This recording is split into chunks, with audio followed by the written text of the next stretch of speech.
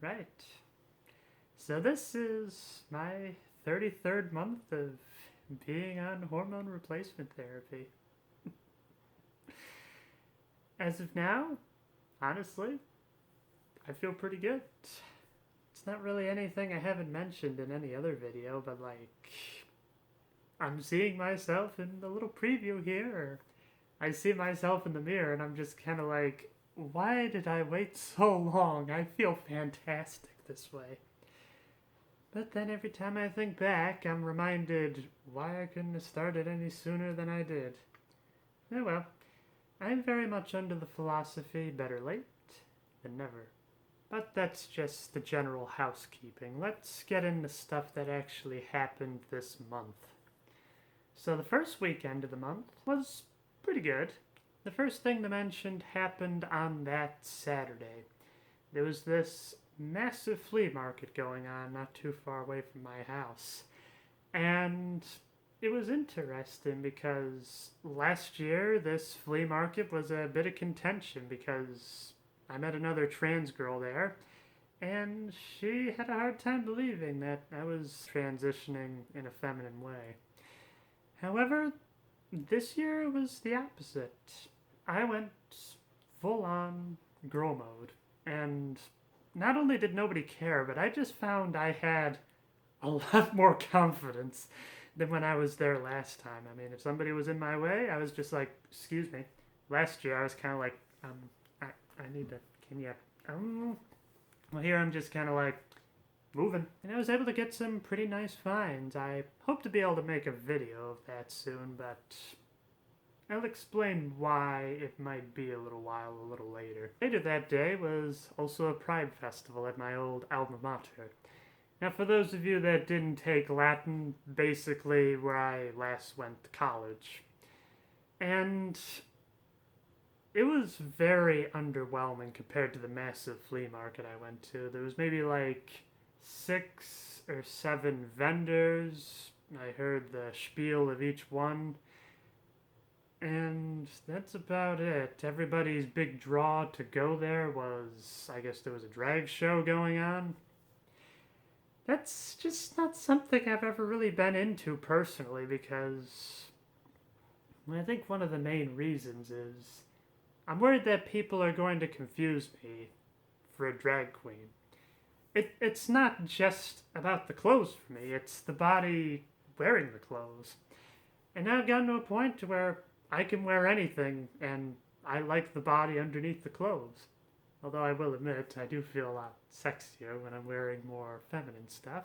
So I got out at about the time this drag show was getting out, and I left not only feeling disappointed, but like an outsider. Like I wasn't supposed to be there.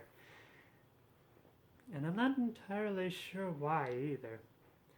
But hey, at least I can say I went to some sort of pride event this month, so yay. So this one is less about the transition and a little more about a life update, you could say. So I'm not sure how many people know this, but there's a lot of raging wildfires going on right now. And depending on the weather system, the smoke has just kind of been blowing around. And that first week, I witnessed the end of the world for, by my calculations, a third time. The best way I could describe it, in the very morning of the most toxic day, the sun itself was the color of blood. And then after that, you couldn't see the sun anymore. There wasn't a single cloud in the sky, but yet the smoke was so thick that it was cloudy. The sun still peeked through, but if you look through the windows, it was a sickly yellow color. The best way I could describe it is everything that day looked about the same color as a pure white telephone that had been exposed to about 30 years of smoking. Just that off yellow that is just sickening to look at. Even after the smoke cleared out for a little while, I just got some really bad chest congestion. My nose would be running, I'd be sneezing like crazy. It was bad. I was spitting up all kinds of stuff that got me very nervous. But when the smoke cleared out, everything else did as well.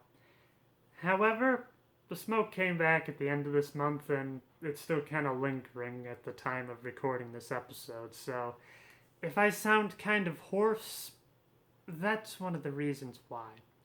And also when I try to speak in a more feminine voice, it always seems to have a little bit of hoarseness to it, but I think that's just my natural timbre. And that right there is the main reason that I won't be able to go over my haul from the flea market, is because the board games are in an area of the house where the windows are really leaky. So going up there is basically a gas chamber. And if you also keep up with this channel, you may know that I started on this new mod, The Legend of Zelda: The Sealed Palace. And I really want to do some more recording of that. But because of the smoke in the leaky window area, I really can't do that because my recording studio is a gas chamber. So I hope it'll clear out, not only for my sake, but for a lot of other people's. I'm not the only one suffering with this smoke, I know that much. This wildfire is taking up quite a lot of space. So while I'm on this topic of the more dark things, there is just one other thing I want to mention. Now, you know that I don't like to talk politics, and I know religion is always put in the same category as that. But I don't really understand that because I've talked religion with a lot of people, and well, quite frankly, it doesn't get as venomous or as toxic as when a political conversation comes up. But all the same, I'll keep it brief. So essentially, the place where I've done my worshipping had to close. The leader of the worship is getting on in years, had to retire. And on top of that, the expenses of having to replace the roof, as well as the nearby parking lot, made it so that the place had to close. And it's one of those things. For the most part, going there was always kind of an obligation for me. I mostly just went to make my parents happy. My parents are the kind of people that they say if you lose your faith, you lose everything. And not going to a place of worship basically means you're doomed. So I can only imagine what their reaction would be, that I actually know quite a few friends that are atheist. And I'm pretty sure there's a lot of other people in the trans community that are atheist as well. I am not. That's all I'm going to say about my own personal beliefs. But the main thing is, it's kind of nice. I'm free since this place of worship is closed, and my parents aren't there to constantly monitor me. I can do whatever I want. Now, this is to say I'm not losing my faith. On the contrary, it's as strong as it's ever been, but quite frankly, I just don't get the point in going to a place of worship anymore. I know what I believe. Why do I need to go to a particular building in a particular time to prove that these are indeed my beliefs? The other thing I want to throw out there as well is I've been talking back and forth to the therapist about this, and I still find it interesting that there are certain places of worship that are very much accepting of the Alphabet Soup Committee. Which is interesting, as it seems like traditionally these are two things that mix as well as oil and water. But yet I guess somebody was able to make salad dressing out of it, so maybe that's another option for me as well. That final day of worship, I would say, was about the same emotional level as going to a funeral of a relative you maybe met once in your entire life. All these people are very upset by it, and you can acknowledge that it's a bit of a sad thing, but I'm just like, I really don't care. And I think one of the other big things as well is, for a lot of the people that went there, it was a sense of community. I never really had that because there's like a 50-year age gap between me and most of the people that went to this place of worship.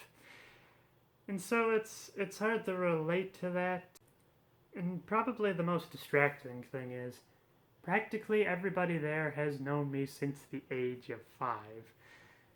So, obviously, they only know me by my dead name, and the pronouns I do not like. So, I consider this a new beginning, a way to be able to go to a place where I can come in a dress if I want to. Everybody will only know me as Julia, not the son of my mother and father. So that's all I've got in terms of the dark stuff that has happened through this month. Now we're gonna get into the more fun stuff. So, a friend of mine recently purchased a pool. This may be something I haven't revealed before, but I love swimming. It was a pastime I always loved. In fact, growing up, my parents had a pool. We went there very often, and I loved it. I had friends that had pools growing up. And now I've gotten to a point where I never really knew anybody that had a pool, and on top of that, what am I supposed to wear for a swimsuit? But that's what's great about this pool, is this friend knows I'm trans, and they don't really care about what I wear for a swimsuit as long as I am comfortable. But all the same, I still wanted to try to find a swimsuit anyway, and it worked out quite wonderfully because another friend of mine told me that Victoria's Secret was having this big sale throughout the store, and I was able to pick up a swimsuit there. I will admit, it was a little scary going into the changing room for the first time. It kind of felt like I wasn't allowed to be there. I breached some sort of security protocol, but luckily this is a thought that just went away, and I'm like, you know what? I'm a woman now. I can be in this room as well as any other women. Besides, I need bras now. At first, I just needed to get a top because I already had a pair of trunks that I was going to use for a bottom. However, because of the way the sale was, I was able to get a top, a bottom, and thankfully a coverall for the bottom because, well, a typical bottom in female swimwear always seems to go in the shape of a V. And, let's just say that kind of brings attention to something I really don't want to have anymore. I'm happy I was able to find a coverall for that. And even then, I could just wear the top and I can still wear the shorts. It's a win-win. Just gotta wait for the smoke to clear out or to get some halfway decent weather, and I am going to take advantage of that pool. So, with the summertime, it's obviously getting a little warmer out, and I'm just like, you know what? I could probably use a decent pair of gender-affirming pajamas.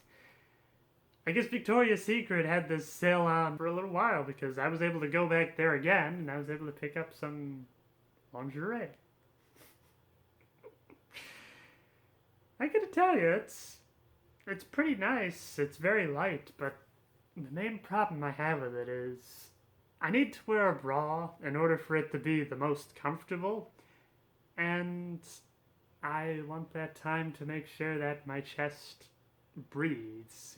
But at the same time, I'm happy I was able to get it. I went back into that changing room with all the confidence I needed, tried on all this stuff, and yeah. I love being a woman. So in the back of my mind, I always had this checklist of experiences that I missed out growing up as a boy rather than as a girl. And I'm slowly starting to chisel away on that checklist. It's one of the things I find so weird looking back is, I guess a typical thing of the trans experience is like dolls were forbidden, like Barbie dolls, that kind of stuff. My parents never really cared. I think they were just happy that I was entertaining myself. They didn't really care with what. That's one item off the checklist. The other one would have to be going on a shopping spree. And that is something I was thankfully able to do already. This month, I was able to check off another thing on the list, and that was getting my nails done, as you can tell. I not only got a manicure, but also got a pedicure. And I also got it with a good friend of mine. Now, I've gotten my nails done before, but it's a completely different experience when you go with somebody else. It's nice. It's almost the same satisfaction as going out to eat with friends you haven't seen in a while. You have a shared experience. You have the ability to be able to talk to them again. And I just had a very fun time with it. It's a little bittersweet because this was a way of me having to say goodbye to this friend before they moved away for a while. They did say they'd come back, but once again, still kind of has a bit of tartness there. I guess the only thing left now on this checklist is the famous sleepover. Now, I've had friends sleep over at my place a few times, and this is when I was younger, I mean. However, I don't think I've ever really had a slumber party. I just kind of had a friend that would stay the night and then we'd party a little bit the next day. And it's a little bit of a problem. I mean, do adults have sleepovers anymore? I feel like once you get past the age of 16 or so, the idea of sleeping at somebody else's house, there's kind of a connotation there now. But yeah, that's really the last thing I want to try to experience, if it's possible, is to have some sort of slumber party. And I know there's always the stereotype of, like, the pillow fight, everybody getting one of those, like, green masks on them to take away the wrinkles, the intimate talk about boys. For the most part, I think these are tools that have just kind of been made up for the girl genre of movies or shows. But all the same, like, I'm perfectly fine with not having any of those. I just want to have that last little experience. It's like the last thing I missed out on with being born in the wrong body. So yeah, that's about it for this month. Some good, some bad. If there was anything else you wanted to talk about, feel free to leave a comment down below. Now, since I kind of opened up the topic of religion, if we can keep it civil, that is something I will reply to. But if we're not keeping it civil, I'm going to get rid of said comments. And, as always, politics is still off the table, and I will not comment on the whole Bud Light fiasco, because that is one giant rabbit hole that I want to stay as far away as possible from. So until next time, be yourself, no matter who that is.